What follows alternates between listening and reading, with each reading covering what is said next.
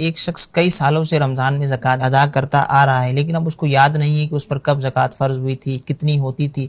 बस एक limited amount हर साल रमज़ान में अदा कर देता है। तो इस सूरत में उसकी ज़कात अदा हो जाएगी या नहीं होगी? ज़कात तो जितनी अदा की है उतनी अदा हो जाएगी, लेकिन उस पर यह लाजिम है अव्वल तो कि जितनी उसके ऊपर ज़कात बनती है उसका हिसाब उसे लगाना पड़ेगा। ये नहीं हो सकता कि अंदाज़े से निकाल दे, हो सकता है कि कम चली जाए।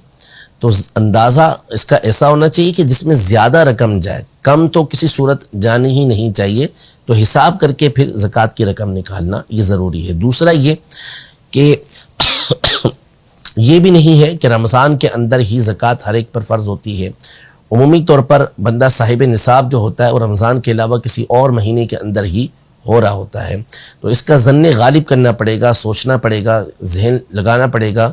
और जहाँ आपका ख़याल जमे कि इस साल इस महीने और इस दिन को मैं साहिब निसाब हुआ था, तो उसके मुताबिक फिर आपको उसी दिन और उसी वक्त में ये ज़कात निकालना होगी। उसके बाद आप ताख़ीर नहीं कर सकते। हाँ, अगले साल के लिए एडवांस में आप ज़कात निकालना चाहें तो फिर वो भले आप रमज़ान के अंदर निकाल दें।